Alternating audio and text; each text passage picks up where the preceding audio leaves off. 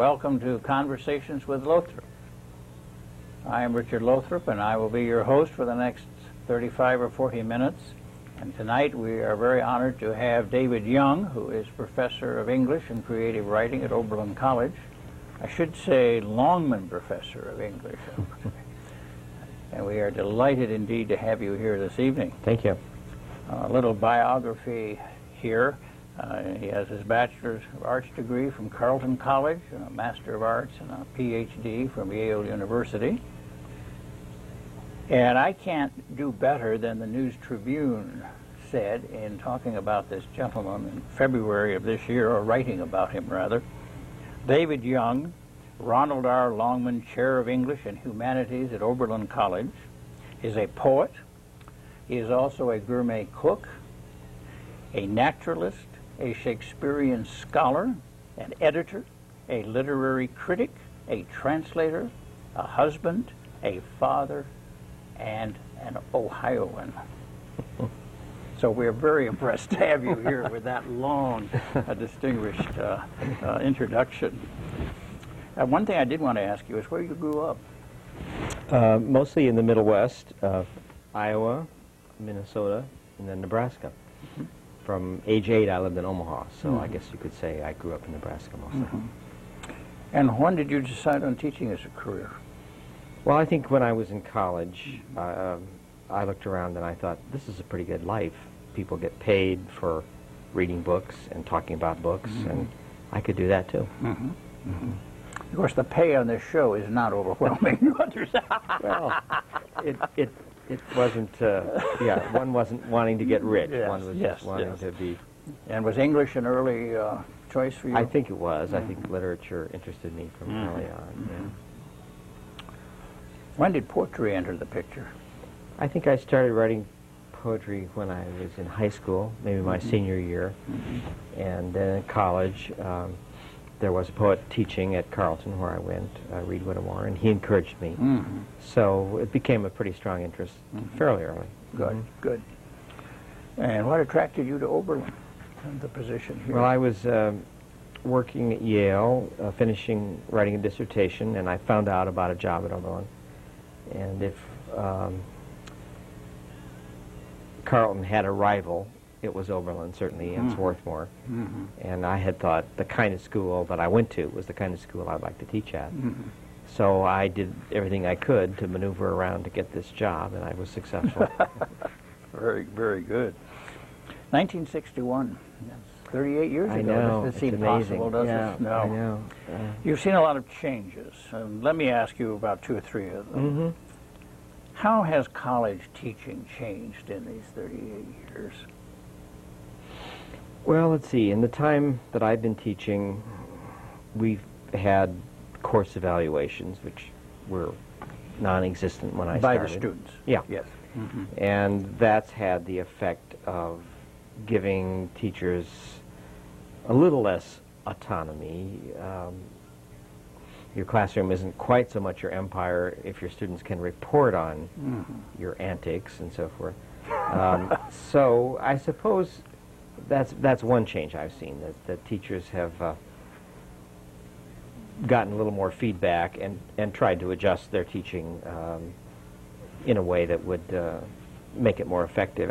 I think people are extremely conscientious about good teaching, and as I say, I think they're a little bit more ready to listen to criticism and to adjust. Would the term user-friendly apply here? I think so. I mean, we complain sometimes that students have gotten consumer-oriented and that we do too much of this, but we really are in a better situation than when I had older colleagues who were just outraged at the whole idea that students would write evaluations and that we were supposed to pay attention to them. And I think it's been a good thing that we had a little more dialogue back and forth. Students can't tell you how to teach, but they can give you an image of what you're doing that's successful or less successful. Particularly if there was a common denominator, I suppose, in those evaluations.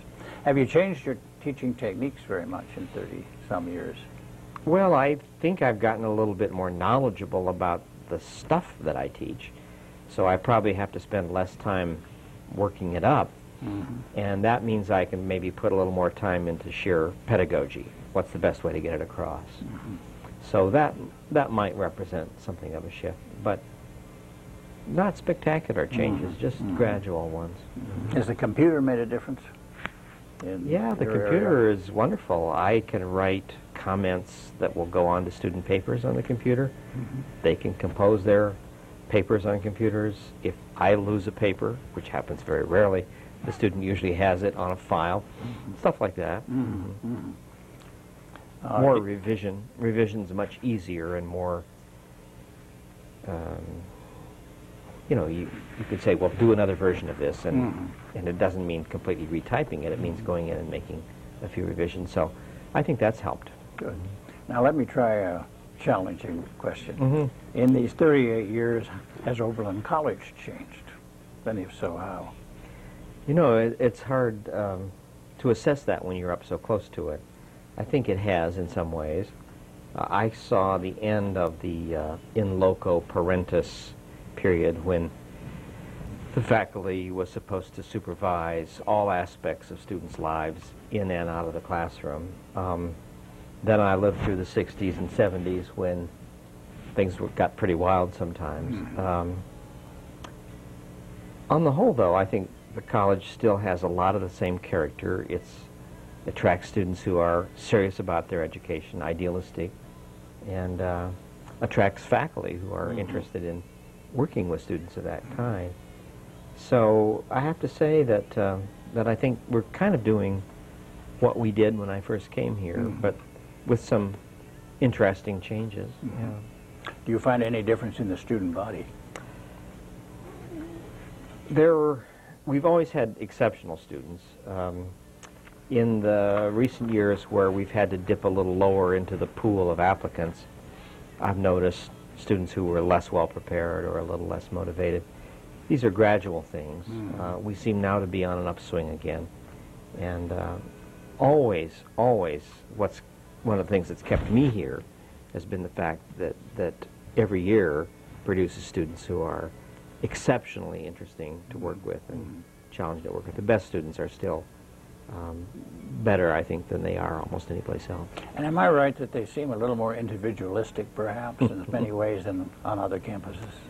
Always that's been the case, yeah. And that varies from generation to generation in terms of the ways they find to express it. Yeah, Overland students have never wanted to be conformists or to necessarily reflect the values of the mainstream culture. They've always looked at alternatives. Which is a challenge. Yes. Can be a challenge. Yeah. Well, I noticed in the, I think it was in the Fusser's Guide, that you have the title Professor of English and Creative Writing. And I'd like to talk about that last part, the creative writing. Creative writing. Just what is it and how do you go about teaching it? Well, it's very difficult to teach. You can't teach people to be creative. They are or they aren't. But if they have a creative bent, then you can get them started on some of the basic skills and techniques and background knowledge that they'll need. So if people are to have careers as writers, and we've turned out a lot of students who have gone on to prove that is indeed what they were, then you can help them shape themselves, just as you can help a biologist or a chemist or a sociologist, you know, move into that discipline. It's not that different, although it's less recognized as a discipline, I think, outside the United States. Europeans scratch their heads at the idea of teaching creative writing, and yet they have art schools and they have music schools, and you know, why not have writing? Why not assume that, you know, what a composer might need to know to compose music, or an artist might need to know to paint paintings, isn't also something that a writer might learn in order to be a better writer. Do you sometimes get students in the introductory courses who discover they're not writers? Oh, yes. Does that happen once in a while? Yes. Lots of people think it might be fun, it might be interesting, it's nice to be creative. We all feel that we'd like to express ourselves, but it's hard work. And very often, I think, when people realize what a long, slow process it is, how much patience it requires, they decide, well, maybe there's something else that they would rather do. Yeah. And you can encourage that a little bit occasionally. Oh, yes, yeah. Not everybody who comes here thinking that they want to major in creative writing ends up doing it. They sort of gently disabuse of the idea. Do you have magazines or just the review or other papers help in this process, or is that just sort of? Well, I think students mainly learn by taking classes and sort of assessing themselves with their peers, and it just either you make progress and you feel encouraged, or you think, well, maybe this isn't for me.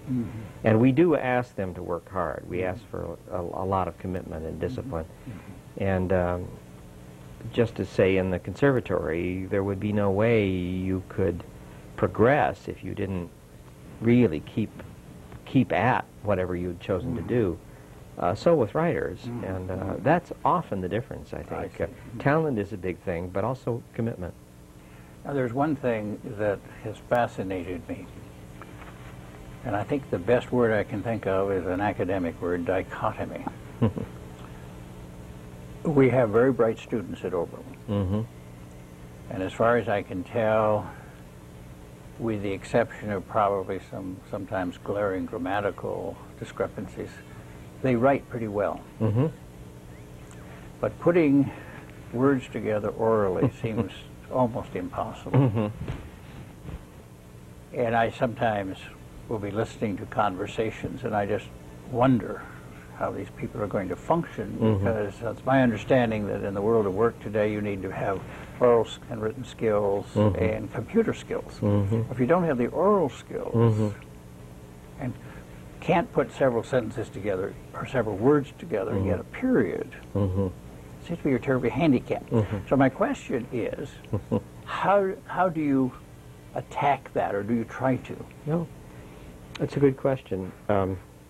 I suppose the first thing to say is that sometimes when you overhear students talking informally among themselves, it's almost as though they're giving themselves permission to speak badly or to use language badly, and that if pressed, they could do a much better job. Well, that's encouraging. It's part of being young, I think, But I notice that I'll hear a student trying to explain something to another student, or say how he or she feels. They and like, words and all of these fillers come in, Right. and pretty soon I've certainly lost the track, and I sometimes think by those expressions, these people are talking we do have. think that we have been talking among ourselves a little bit about having students do more in the way of oral presentation, just so that they won't graduate without having addressed those skills and needs. I must say, I teach a lot of classes by discussion, and I find that my students in discussion, there will be times when they'll say, oh, I don't know what I mean, or I've just lost the train of my thought, or I can't explain this.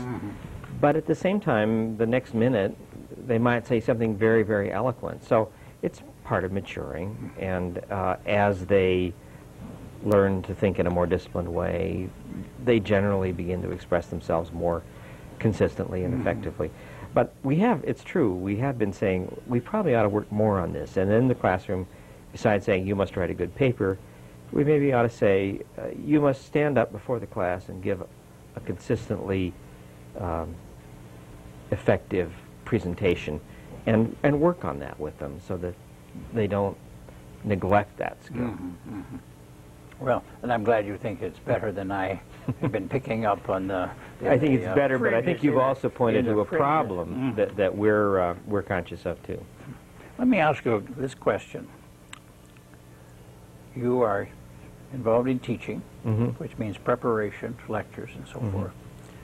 Well, you're very active, I assume, in research, and you do a lot of writing. And hopefully you have a domestic home life. How do you juggle all these things time-wise? Well, it is hard sometimes. When I'm teaching 3 courses, as for example I am this semester, I don't have much time for my own writing, and I have to put it aside. But teachers have the summer, and contrary to some impression, we use that time to catch up, to prepare classes, to do research, to do writing. And that's a big part of the answer. If I had to do what I'm doing right this minute, 12 months a year, I don't think I would be an effective writer or researcher. But fortunately, you know, we do it intensely for a while, and then we get time off. We also get sabbaticals and leaves. But it is hard to juggle these things, and home life is one more thing. Sure. I'm the cook in my family, so every day I have to think about the shopping. And Yes. what are we going to have for dinner? And are you always a gourmet cook? Does it every meal? No, sometimes no, it's just pretty simple. If I'm busy. Well, let's begin in poetry, and then I want to talk about your new book. But you seem to have received a lot of awards for writing, so you must be pretty good at it. Guggenheim Fellowship, Ohio Arts Council, Ohio Honor Awards, an Arts Council Fellowship. These, I'm sure, are just some of them. How many books have you written now? Well, I suppose I've published somewhere around 30 books. When you say written, there have been some books that have been collaborations, or they've been anthologies, or translations, so it's a little hard to calculate that. But the number is somewhere in the early 30s. It's amazing. It's marvelous. And how much of that would you say, or how many of those titles would you say would be poetry? Or poetry I think related? I've written 8 books of poetry. And you also have a great love for Shakespeare. 3 books on Shakespeare, plus a couple of anthologies of Shakespeare criticism. But I get the feeling somehow poetry is winning out in your life. What excites you about poetry? It's probably a mundane question, but maybe you can do something with it. Well, if I'm writing about Shakespeare, I'm adding to it awful lot of existing commentary, so I really have to have something to say that I think hasn't already been said. But if I'm writing a poem, I'm maybe adding something to the world that wasn't there before, some distillation of experience, some new combination of language, and that's exciting. It excites me to read good poetry. It excites me to think that we're living in a time when there's a tremendous creative outpouring of poetry. Somebody said recently that we may be living in an age that's like the Tang Dynasty in China, when so many good poets were active, and for years afterwards the results of that resonated. I don't know if that's true or not, but it's exciting to be part of a time when a lot of poetry is being written, and when maybe things that I've experienced or seen that haven't yet been put in poems can be included in poems, and the wide world of poetry can include things that I know about and like and care about. So it's, yeah, and when you're writing a poem, it's not like any other experience I could describe. It's, you lose track of time, you lose track of who you are and where you are. You're completely absorbed in what you're doing. It's a rather ecstatic, mystical experience. And am I correct, your daughter is also a writer? Yes, she is, yes. She's a poet. She's now working on a novel and a screenplay, she tells me. And she's also teaching in college, isn't she? She's teaching in Pittsburgh. She's doing Poets in the Schools program. Oh, okay. I knew there was something educational. And does your son also have a bent this way? My son is a social worker, a therapist in Boston, and he's interested in literature and does a little acting on the side, but mainly he's not in quite the the service same way. profession. I especially liked this, and then I'll toss this one at you, and at everybody, and then we'll take a quick break. Okay. I liked came across a 1991 comment about you from one of your colleagues. See if you recognize this. And there's some gaps in it, some dashes, because I didn't put the whole thing down. But here's this gentleman said there are many good poets. Some poets don't seem to know where they are going, although clearly they are on some kind of journey. This one, meaning you, does. I like that. You remember that quotation? No. No. I don't. I liked it. Let's take a short break, and we will be back and continue this interview with Professor Young. These days, the media seems to move faster than ever. No sooner does something happen than the TV cameras are there covering it. There before almost anyone else. Almost.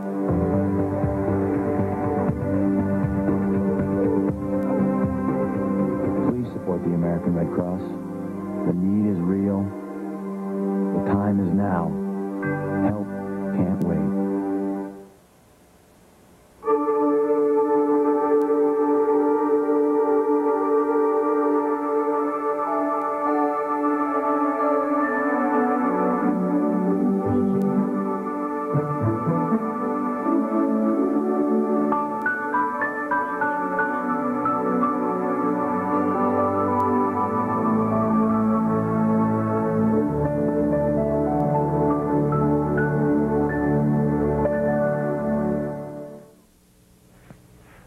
We're back with David Young, professor of English, Oberlin College, a professor also of creative writing and a prolific author.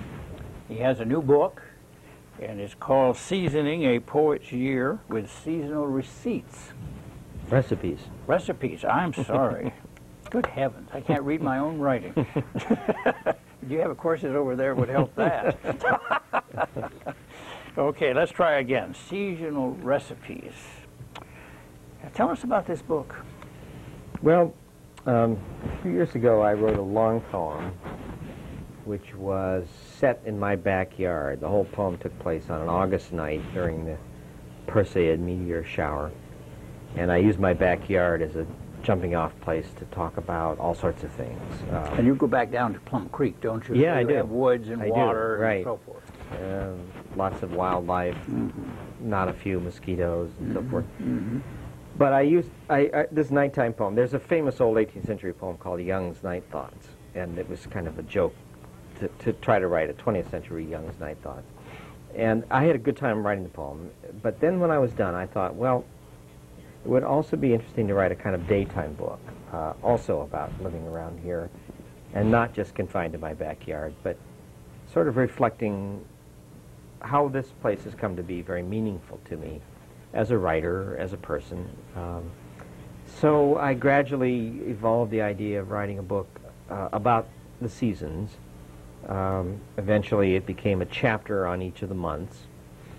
Because I cook a lot and think a lot about food and enjoy even foraging, you know, gathering food, finding food in season, having a garden, I decided it would be fun to add recipes to it.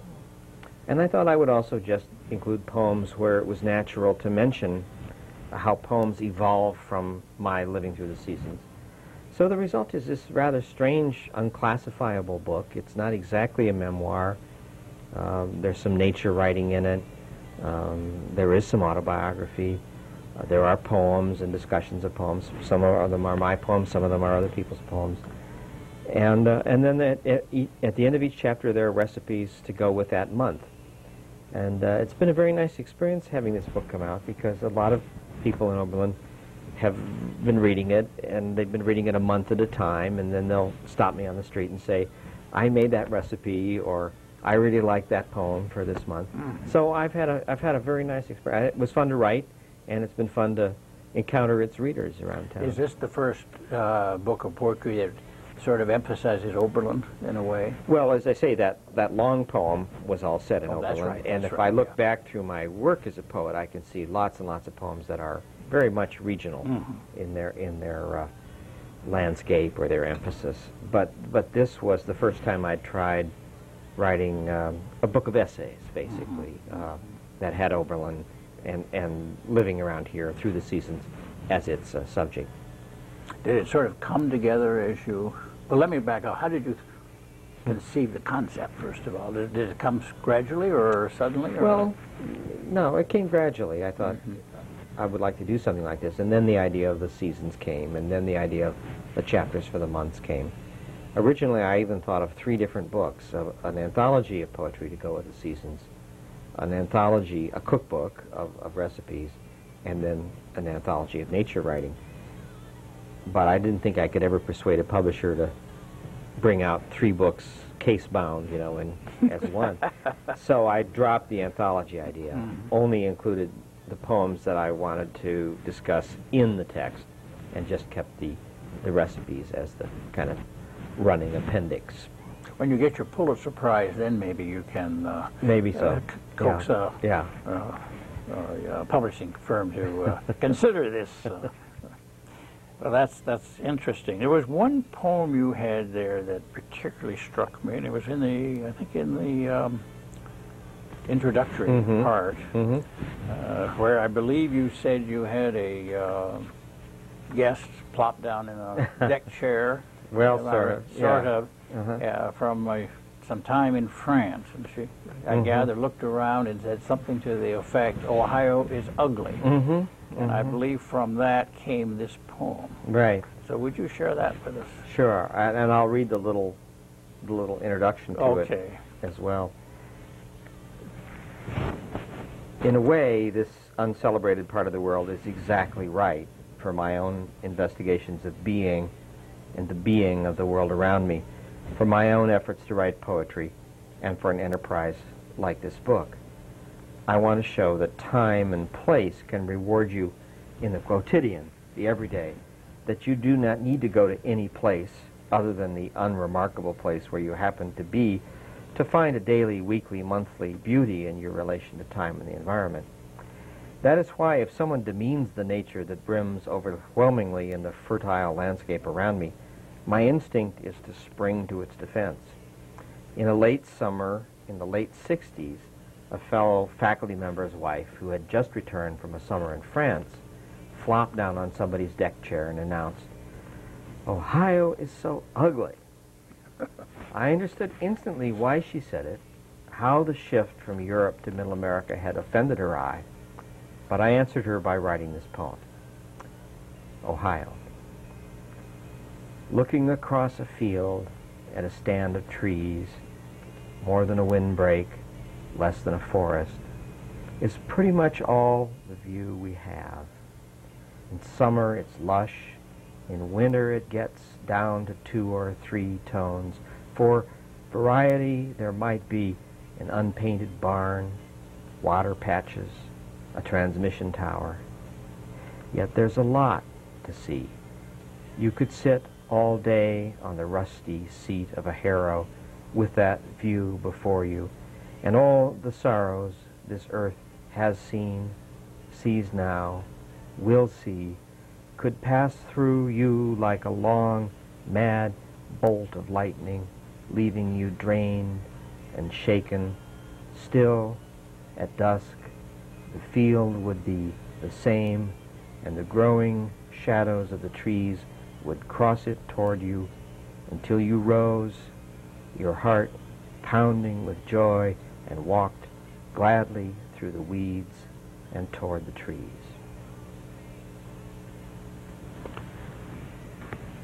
So that was one of my first defenses of Ohio, and I go on in the book to celebrate other joys of the region. My writing of this book coincided with Tom Sherman's writing of the book A Place on the Glacial Tilt, which is very much a scientist's look at this area. And I think the two books together make a kind of portrait of our area that's rather nice to contemplate. Because it is a special area. For us it is. Yes, it certainly is. And I had a choice of living anywhere I wanted to, and I decided to come back. I grew up here, and I decided to come back. So I welcome this kind of poem. We have time if you'd like to give us another poem. Do you have another favorite in there that you would like to? I'm sure they're all favorites. I should have said that. Well, a favorite among favorites. I'll try to be seasonal. Okay, and first among first. Let's see. Here we are at April 29th, so maybe something from the April chapter. And I have in that chapter a translation of a poem by Wang Wei, a Chinese poet I love. I have an early poem of mine set in Connecticut. I have a poem by Rilke. I have a poem I wrote called Easter Hazel. And then finally I have a poem by George Herbert, and actually I think I'll read that poem because Okay. The range of this book is to remind people that there are a lot of good poems around in the language, and some of them belong with us even though they come from, say, the early 17th century, as in this case. In this part of the book I'm talking about Easter. And again, I'll read the introduction to the poem. Easter echoes and reverberates all through the rest of the month. It is, after all, named for the pre-Christian goddess Iostra, also spelled Iaster or Ostara. She was the pagan goddess of the dawn. Her name may be cognate with Aurora. And the entire month of April was once known as Iostramana, the dawn month. We can compress the meaning of it all into one story, Christ's Passion, or one symbol, the egg or the rabbit, but we can also live with it all month, mulling over the question Tolstoy's letter poses. The chapter starts by quoting a letter of Tolstoy's. I often think of George Herbert, another favorite poet during the month of April, mostly because his lyric virtue comes so readily to mind on a fine spring day. Sweet day, so calm, so cool, so bright, the bridal of the earth and sky. The dew shall weep thy fall tonight, for thou must die. Sweet rose, whose hue, angry and brave, bids the rash gazer wipe his eye. Thy root is ever in its grave, and thou must die. Sweet spring, full of sweet days and roses, a box where sweets compacted lie. My music shows ye have your closes, and all must die. Only a sweet and virtuous soul, like seasoned timber, never gives. But though the whole world turns to coal, then chiefly lives. So, that's not a poem I wrote, but it's a poem I wish I'd written. You're almost there to May. Do you have a receipt? Why do I want to say that all? I'm always at the post office saying, would you give me a recipe, please? And a recipe for May? But do you have a recipe for May? Well, I have... Probably have a number of them there, don't you? Yes, I do. I thought there were several. It starts with wild mushroom risotto, because this time of year you might, if you're lucky, find morels. And if you do, then you want to cook them in a sauce with pasta or with rice. And you said something in there, didn't you, with a little butter at some point? Yes, I remember right. that line is in there. Yeah. Yeah. If anybody out there finds any morels and you don't want them, give me a call. Wonderful.